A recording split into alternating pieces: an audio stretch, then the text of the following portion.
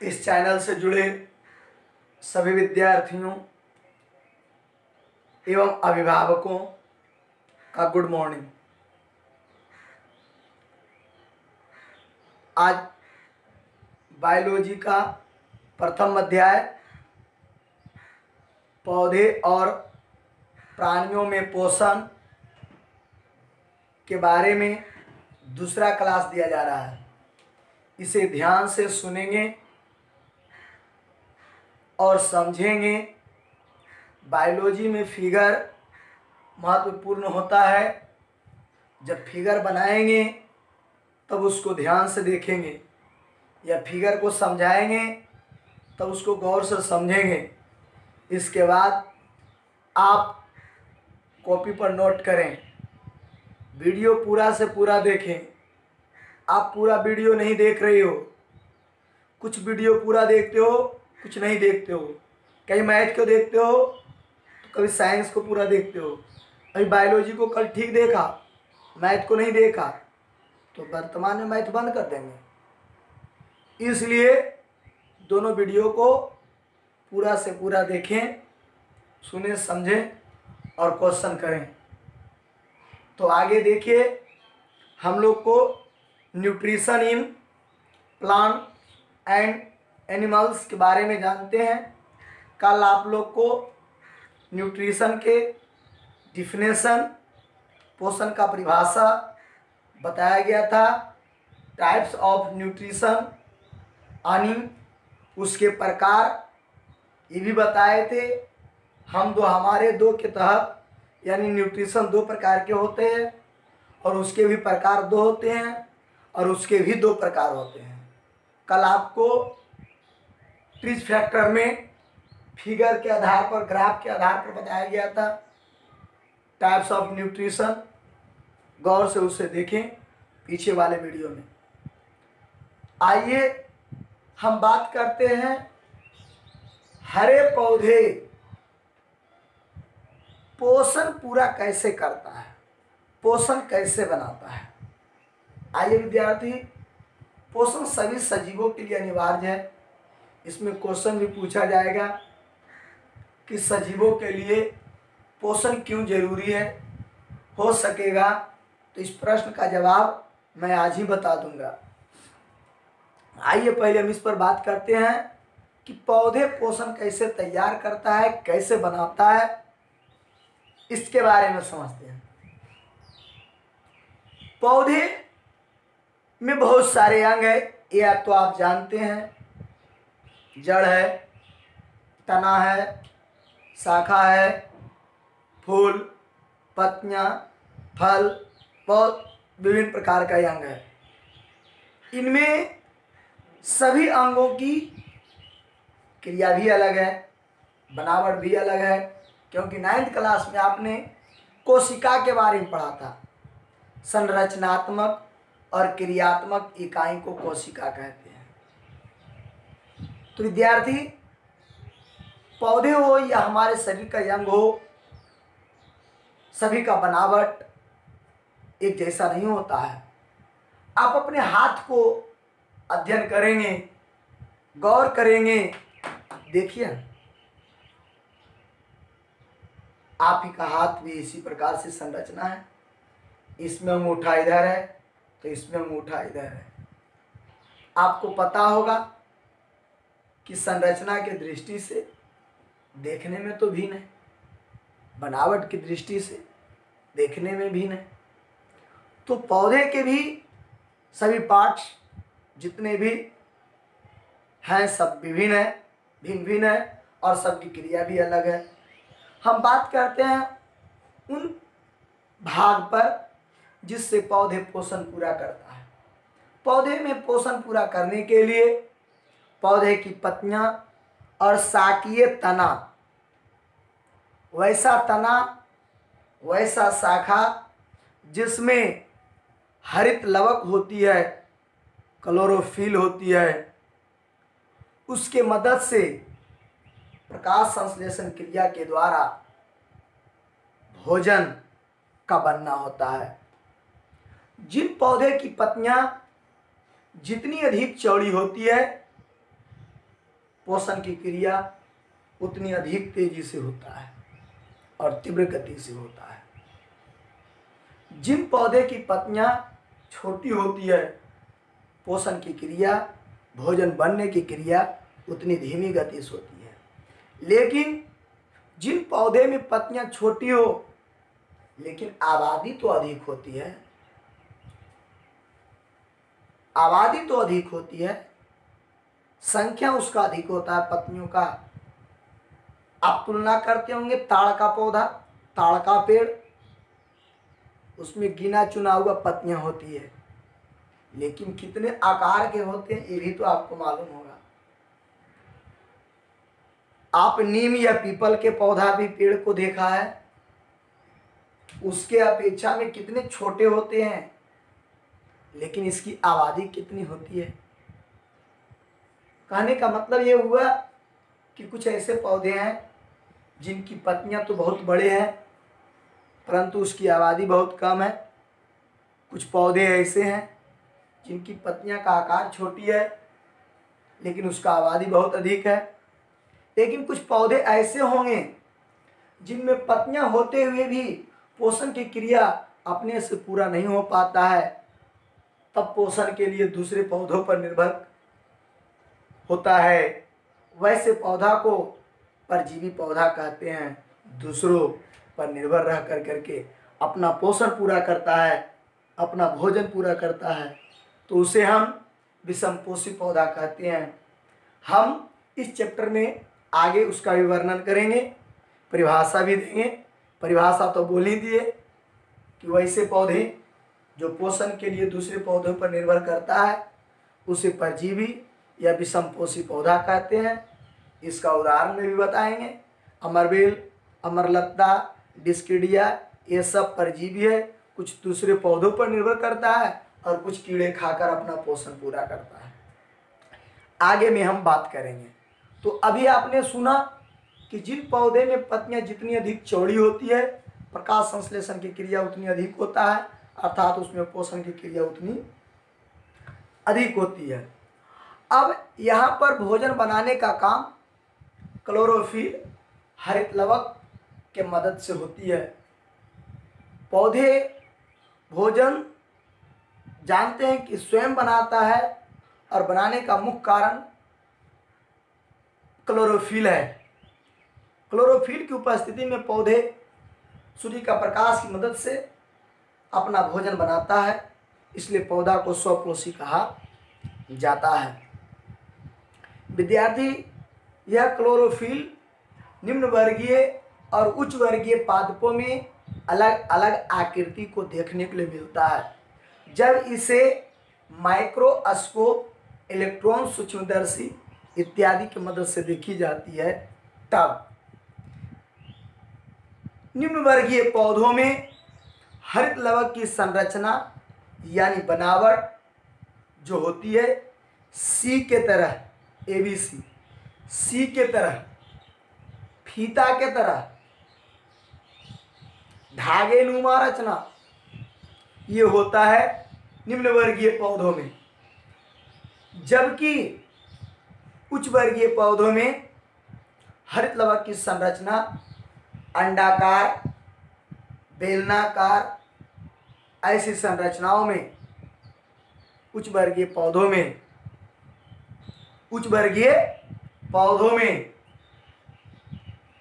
हरित लवक होता है। हरित लवक दो सतह वाली झिल्लियों से ढकी होती है। मैं बार बार कह रहा हूँ, इसे हम नंगे आंखों से नहीं देख सकते हैं, इलेक्ट्रॉन सूक्ष्मदर्शी की मदद से देखते हैं।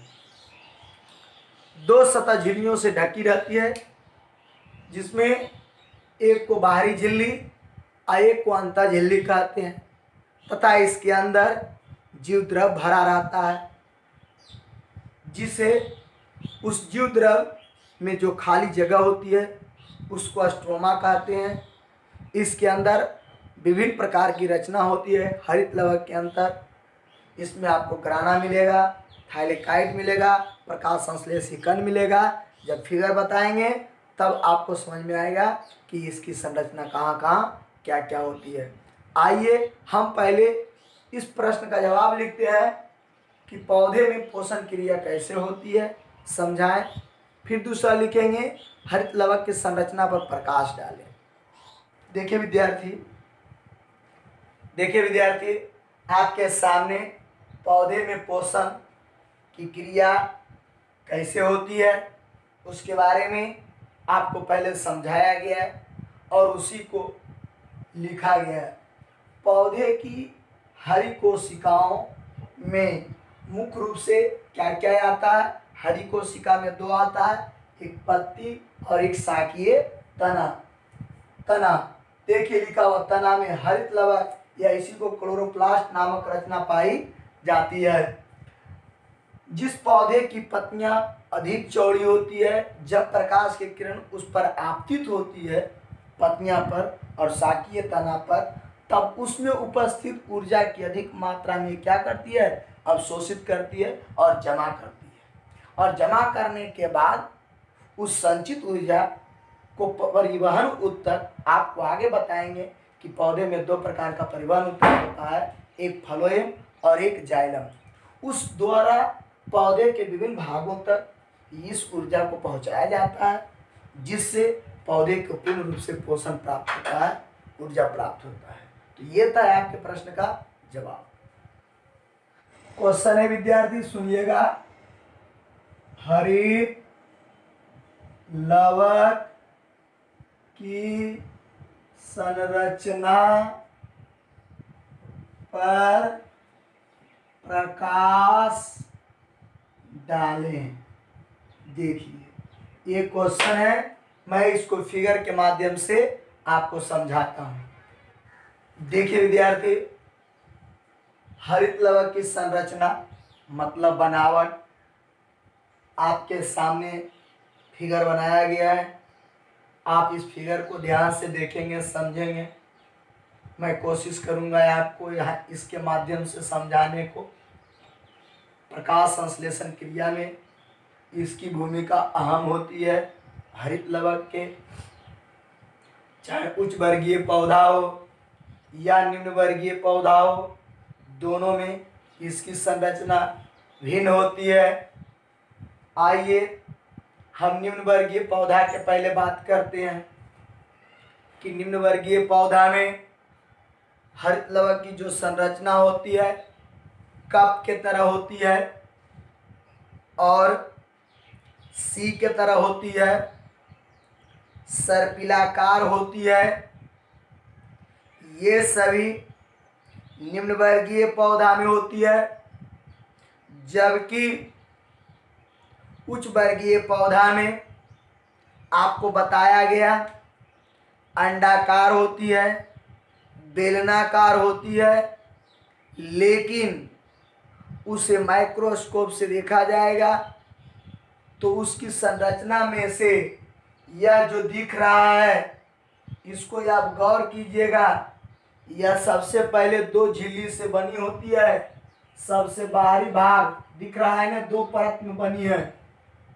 इसको बढ़ा करके दिखाया गया है। बाहरी भाग को बाह्य झिल्ली, उसके अंतर भित्ति को हम लोग अंतर झिल्ली कहते हैं। और इसके अंदर जो खाली जगह है, जीव द्रव भरा रहता है, ये खाली जगह है, डॉट डॉट दर्शाए हैं, इसका नाम हो जाता है स्ट्रोमा। और इसके अंदर धागा जैसी रचना स्तंभ के रूप में खड़ा होता है, यह आपको ग्राना कहलाता है। और ये विभिन्न ग्राना के बीच का भाग है, जिसको आप अंतःग्राना कहेंगे। तथा दो परत, दो सतह के भाग को थाइलेकाइड कहा जाता है। थाइलेकाइड्स कहा जाता है। इसी के अंदर देखो डॉट डॉट दर्शाए हैं, थाइलेकाइड्स के अंदर डॉट डॉट दर्शाए हैं। वह होता है प्रकाश संश्लेषी कण। वो होता है प्रकाश संश्लेषी कण, जिसको आगे हम पढ़ाएंगे। इसका नाम ABCD और कैरोटीड होता है, यानी chlorophyll A, chlorophyll B, chlorophyll C, chlorophyll D, इसके अलावे कैरोटीड। तो यही होता है। हम लोग को पूछा जाता है प्रकाश संश्लेषण क्रिया पौधे के किस भाग से होती है, तो पत्ती बोलते हैं, क्योंकि पौधा का भाग में पत्ती होता है।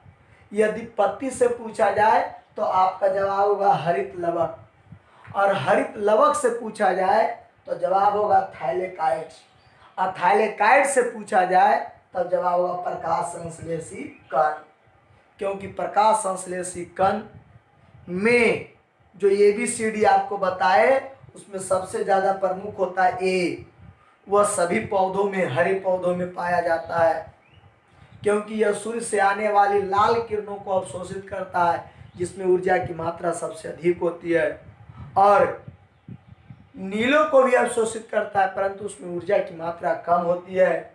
तो अभी आपने हरित लवक और उसकी बनावट पर देखा। खाली जगह के स्टोमा कहते हैं, बाहरी वाली परत को बाह्य झिल्ली, उसके अंदर वाली परत को अंतर झिल्ली कहा जाता है। और ये स्तंभकार रचना जो होती है, तंतुनुमा धागे जैसा रचना होती है, वो ग्राना कहलाता है। ये दोनों ग्राना के बीच का भाग अंतःग्राना होता है, और ये सतह परत दर जो परत होती है वो थाइलेकाइड होता है, और उसके अंदर छोटे छोटे कणों में जो होती है उसे प्रकाश संश्लेषी कण कहते हैं। और ये होता है कहाँ पर, तो थाइलेकाइड में होता है। तो हम इसमें लिखेंगे कैसे, सो सुनिएगा वर्णन में। देखिए विद्यार्थी, आपके सामने इसका फिगर और उसमें जो बताए गए बातों को लिख दिया गया है। हरित लवक की संरचना मतलब बनावट पर प्रकाश डालना है, किस तरह से बना होता है, क्या क्या उसमें होता है, इसके बारे में बताया गया। फिगर को मैंने आपको पीछे समझाया। अब देखिए इसमें लिखा, आपको बताया जाए सभी हरे पौधे दो वर्ग में, निम्न वर्गीय पौधा होता है और उच्च वर्गीय पौधा होता है। उच्च वर्गीय पौधा होता है, निम्न वर्गीय में उदाहरण ले लिए आपको शैवाल। शैवाल में इसका बनावट जो देखा गया वो कप जैसा, या सी के तरह, या फीता के तरह, यह सर्पिलाकार होता है। ये निम्न वर्गीय पौधा में ऐसा पाया जाता है, जबकि उच्च वर्गीय पौधा में यह देखा गया अंडाकार या धागे की तरह होता है, धागे नुमा रचना होती है। किसकी, हरित लवक का। हरित लवक के प्रमुख अंग भाग आपके सामने लिख दिया गया, पहले ही बताया गया। बाह्य झिल्ली, बाह्य परत, अंतः झिल्ली, अंतः परत है। इसके बाद ग्राना, अंतःग्राना, स्ट्रोमा, थाइलेकाइड। ये था इसकी अंग, प्रमुख भाग जो हरित लवक के अंदर देखा जाता है। तो ये था आपकी बनावट और उसकी संरचनाओं के बारे में अध्ययन। आगे देखिए। देखिए विद्यार्थी, आगे का टॉपिक आप ध्यान से सुनेंगे। प्रकाश संश्लेषी कण, मैंने इसका भी अभी जिक्र किया। हरित लवक के अंदर संरचना जब बता रहे थे तो थाइलेकाइड्स के पास वर्णन किया था। अब इसमें डिटेल से आपको बता रहे हैं। हरित लवक यानी प्रकाश संश्लेषी कण, ये हरित लवक में थाइलेकाइड्स में पाया जाता है। थाइलेकाइड्स, अभी आप लोग को जब मैंने फिगर बनाया था कि हरित लवक का जो मैंने आपको फिगर बनाया विद्यार्थी, उस फिगर में आपको इस प्रकार से दिखाया गया था, इस प्रकार से कि ये तो ग्राना है, लेकिन ग्राना को जब इस प्रकार से बनाते हैं ये परत के बीच हम लोग बोलते हैं थाइलेकाइड, लेकिन इस थाइलेकाइड्स के अंतर्गत छोटे छोटे होते हैं, उसको हम लोग बोलते हैं प्रकाश संश्लेषी कण। तो ये प्रकाश संश्लेषी कण होते हैं, है ना, जिसको आप प्रकाश संश्लेषण क्रिया के लिए सहायक भाग अंग कहा जाता है। तो ये आपको क्लोरोफिल ए के नाम से जाना जाता है, क्लोरोफिल बी के नाम से जाना जाता है, क्लोरोफिल सी के नाम से जाना जाता है, क्लोरोफिल डी के नाम से जाना जाता है, और इसके अलावे कैरोटीड के नाम से जाना जाता है। यानी क्लोरोफिल लिख करके ABCD कर देंगे और अंत में लिख देंगे कैरोटीड। तो ये सभी प्रकाश संश्लेषी कण है। इन सभी में से प्रकाश संश्लेषी कणों में सबसे प्रमुख ए को माना जाता है, क्योंकि यह सभी हरे पौधों में पाया जाता है और इसका रंग भी हरा होता है। इसलिए लोग कहते हैं पौधे की पत्तियां हरा क्यों होती है, तो लोग इसको बोलते हैं क्लोरोफिल के कारण। लेकिन आपको याद रहे कि क्लोरोफिल ए के कारण है ने पौधे की पत्तियां क्या होती है, हरा होती है। तो विद्यार्थी ये हरे पौधे जो होते हैं उनमें हरी पत्तियां जो होती है और उसमें हरा होने के जो कारण होता है क्लोरोफिल ए होता है। इसमें सूर्य से आने वाली किरणों को सबसे ज़्यादा यह अवशोषित करती है, क्योंकि लाल किरणों में अधिक मात्रा में जो ऊर्जा होती है वो क्लोरोफिल ये अवशोषित करता है। ये करने के लिए हरे प्रकाश को भी करता है, लेकिन उसमें ऊर्जा की मात्रा कम होती है। तो आइए हम इसके बारे में लिखते हैं कि प्रकाश संश्लेषी कण। देखिए विद्यार्थी, प्रकाश संश्लेषी कण के बारे में आपको समझाया गया और वही चीज लिख दिया गया कि प्रकाश संश्लेषण मुख्य रूप से क्लोरोफिल नामक कणों की मदद से होती है, जिसके नाम क्या पड़ेगा, तो chlorophyll A, chlorophyll B, chlorophyll C, chlorophyll D. इसके अलावे कैरोटीन नामक कण भी पाए जाते हैं। इन सभी में सबसे प्रमुख आपको बताया गया है, जिसको मैंने अंडरलाइन कर दिए हैं कि क्लोरोफिल ए के नाम से जाना जाता है। यह सबसे प्रमुख क्लोरोफिल ए है जो सभी हरे पौधों के अंतर्गत पाया जाता है। और आपको बताए थे कि इसमें जो यह जो होता है लाल किरणों, कौन सी किरण, लाल किरणों को क्या करता है, अवशोषण करता है, जिसमें ऊर्जा की मात्रा क्या होती है, अधिक होती है। लाल किरणों के अलावे भी यह नीले रंग का भी प्रकाश को यह अवशोषित करता है। सूर्य में 7 रंग की प्रकाश होती है, लाल को भी करता है और नीले को भी करता है, लेकिन लाल में देख रहा है ऊर्जा क्या है, तो अधिक मात्रा में है, लेकिन नीले में ऊर्जा क्या है, तो देखिए कम मात्रा में है। इसलिए सभी हरे पौधों की पत्तियां कैसी होती है, हरी होती है, क्योंकि हरी होने के मुख्य कारण क्या है, सभी पौधों में क्लोरोफिल ए की उपस्थिति पाया जाता है। आगे का टॉपिक हम लोग को है सो देखें। देखिए विद्यार्थी, आगे का टॉपिक हम लोग को है प्रकाश संश्लेषण। प्रकाश संश्लेषण के बारे में 9th क्लास में भी आप लोग को बताया गया था, लेकिन फिर से आप 10th क्लास में ध्यान से सुनेंगे, उसके समीकरण को देखेंगे। यहाँ रासायनिक समीकरण होगा, वो रासायनिक समीकरण क्या होगा मैंने शुरू में ही लिख देते हैं, इसके बाद आपको इस पर बात करेंगे।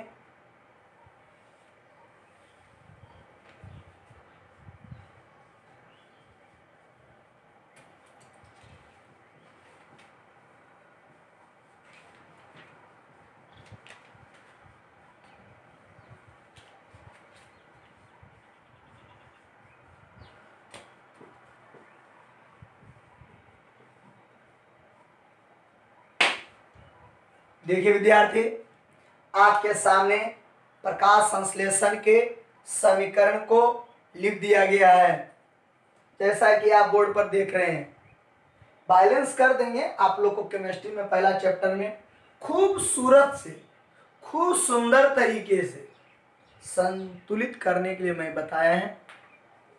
आप अपने से भी कर सकते हैं, ऐसे तो हम डायरेक्ट लिख देंगे, लेकिन आप लोग को 3 विधि से जिस प्रकार से बताया गया रासायनिक समीकरणों को संतुलित करने के लिए आप उसे प्रयास करेंगे, कोशिश करेंगे, बहुत अच्छा रहेगा। आइए प्रकाश संश्लेषण क्रिया के बारे में हम लोग जानते हैं कि प्रकाश संश्लेषण क्रिया है क्या।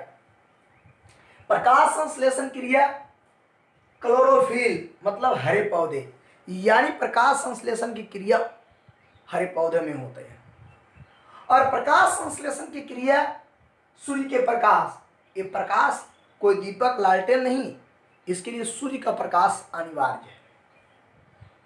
तो प्रकाश संश्लेषण की क्रिया के लिए हरे पौधे सूर्य के प्रकाश के उपस्थिति में, हरे पौधे सूर्य के प्रकाश के उपस्थिति में वायुमंडल से CO2 और मिट्टी से जल ग्रहण करता है और ग्रहण करने के बाद भोजन के रूप में ग्लूकोज, शर्करा, कार्बोहाइड्रेट, अणुसूत्र यही होता है, बनाता है। और ये तो जल नहीं है, यहाँ पर वाष्प है। ये तो जल है, मिट्टी से ग्रहण करता है, लेकिन ये वाष्प रहता है जो प्रकाश संश्लेषण क्रिया के फलस्वरूप पौधे के पत्तियों से मुक्त होती है। स्टोमाटा द्वारा, वायु रंध्र के द्वारा O2 और वात रंध्र के द्वारा H2O। ये लेंटी सेल के माध्यम से निकलता है, आई स्टोमाटा के माध्यम से निकलता है। प्रकाश संश्लेषण के लाभ जो होंगे मैं यहां पर बताऊंगा। तो पहले हम प्रकाश संश्लेषण के बारे में बात करें। देखिए, CO2 जितनी मात्रा में लेगा, अवशोषित करेगा, उतनी मात्रा में O2 छोड़ेगा। जितना CO2 लेगा उतने O2 को छोड़ेगा। लेकिन इस O2 का निर्माण CO2 से नहीं होता है, बल्कि H2O में उपस्थित ऑक्सीजन से होता है। यानी CO2 के बराबर O2 उत्सर्जित होती है, लेकिन बनाने का काम जल करता है। आपको यहां से एग्जाम में पूछा जाता है कि प्रकाश संश्लेषण क्रिया में ऑक्सीजन का मुख्य स्रोत क्या है, तो जवाब होगा जल। प्रकाश संश्लेषण क्रिया में ऑक्सीजन की मात्रा किसके बराबर होती है? CO2 के बराबर। आप लोग को 9th क्लास में कार्बन चक्र और ऑक्सीजन चक्र जब पढ़ाया गया होगा, तब वहां पर यह समीकरण को स्पष्ट लिख दिया गया होगा। आइए हम बात करते हैं इस पर। जैसे जैसे हम कलम चलाते हैं, आप उस कलम को गौर से देखेंगे, है ने? आइए देखते हैं। इसी से इसी का निर्माण हुआ, मतलब कार्बन डाइऑक्साइड में जो कार्बन है, उस कार्बन की मदद से इस ग्लूकोज कार्बोहाइड्रेट का निर्माण होता है। आप इधर से ऐसे तीर और इधर से ऐसे तीर दर्शाएंगे, मतलब इस कार्बन से इस कार्बन यानी कार्बोहाइड्रेट वाले कार्बन का निर्माण होता है। और अभी मैंने बताया जल के ऑक्सीजन से मुक्त ऑक्सीजन का निर्माण होता है। ध्यान से देखो, बहुत अच्छा लग रहा है। इसके बाद अब आपको बच गया, इस हाइड्रोजन से ये दोनों हाइड्रोजनों का निर्माण होता है। देख लिए? अब बाकी बच गया ऑक्सीजन। इस ऑक्सीजन से इन दोनों के ऑक्सीजनों का निर्माण होता है।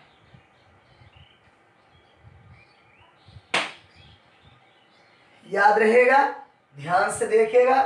हमने अलग अलग रंगों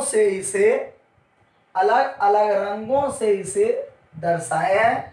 आप इस चीजों को समझें और देखें। अब हम इसके बारे में लिखते हैं। देखिए विद्यार्थी, प्रकाश संश्लेषण क्रिया के बारे में, ये परिभाषा नहीं है, उसके बारे में समझना है ने?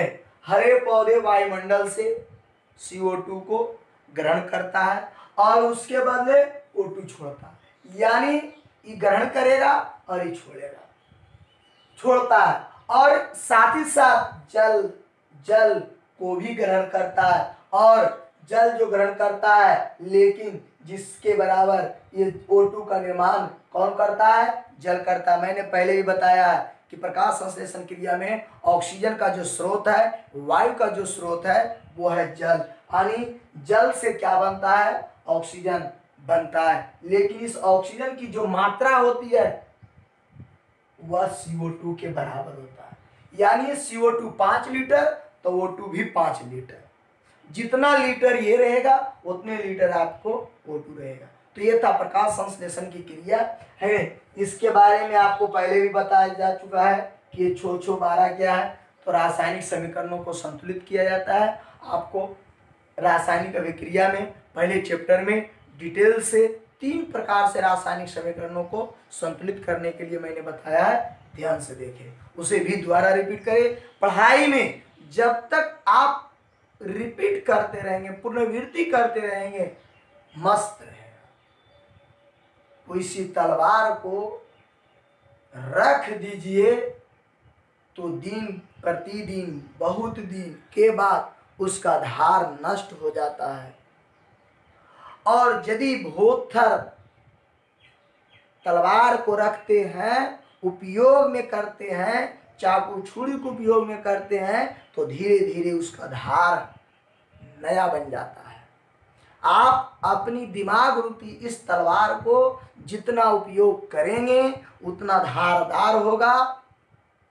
इसलिए सतत प्रयास रहे, इसे उपयोग करते रहें। जितना उपयोग करेंगे उतना ये दिमाग आपका संतुलन बना रहेगा। कोई आदमी खुरफाती कब बनता है? जब अपने दिमाग को काम करना बंद कर देता है तब। किसी व्यक्ति को स्वतंत्र रूप से छोड़ दीजिए, वो अपने जीने का सहारा ढूंढ लेगा। लेकिन यदि किसी कमरे के अंदर उसको कैच कर करके रखते रहिए, वो वहीं से खुरफाती दिमाग पैदा कर लेगा। इसलिए इस तेज धार के तरह उदाहरण अपने दिमाग का इस्तेमाल करें। ध्यान से देखिए विद्यार्थी, अभी आपने पढ़ा प्रकाश संश्लेषण की क्रिया। अब प्रकाश संश्लेषण की क्रिया 2 प्रकार के होता है, प्रकाशीय प्रतिक्रिया और अप्रकाशीय प्रतिक्रिया। वह प्रतिक्रिया जो सूर्य के प्रकाश की उपस्थिति में होती है उसे प्रकाशीय प्रतिक्रिया कहते हैं, और जो प्रकाश की अनुपस्थिति में होती है उसे अप्रकाशीय प्रतिक्रिया कहते हैं। आप लोग हरित लवक पढ़ा, हरित लवक में 2 जगह पढ़ा था, एक ग्राना एक स्ट्रोमा। तो प्रकाशीय प्रतिक्रिया जो होती है हरित लवक के ग्राना में होती है, और अप्रकाशीय प्रतिक्रिया जो होती है हरित लवक के स्ट्रोमा में होती है। प्रकाशीय प्रतिक्रिया में ऊर्जा का संचयन निर्माण अत्यधिक होता है, और अप्रकाशीय प्रतिक्रिया में ऊर्जा का निर्माण संचयन कम होती है। अर्थात प्रकाश संश्लेषण क्रियाओं को 2 भागों में बांटा गया है। देखिए विद्यार्थी, प्रकाश संश्लेषण क्रिया 2 भागों में बांटा गया है। एक प्रकाशीय प्रतिक्रिया, इसमें सूर्य का प्रकाश अनिवार्य होगा, और एक अप्रकाशीय प्रतिक्रिया जो सूर्य का प्रकाश की अनुपस्थिति में होगा। हम इसके बारे में कल आप लोग को इसी चैनल पर बताएंगे। तब तक के लिए जय हिंद।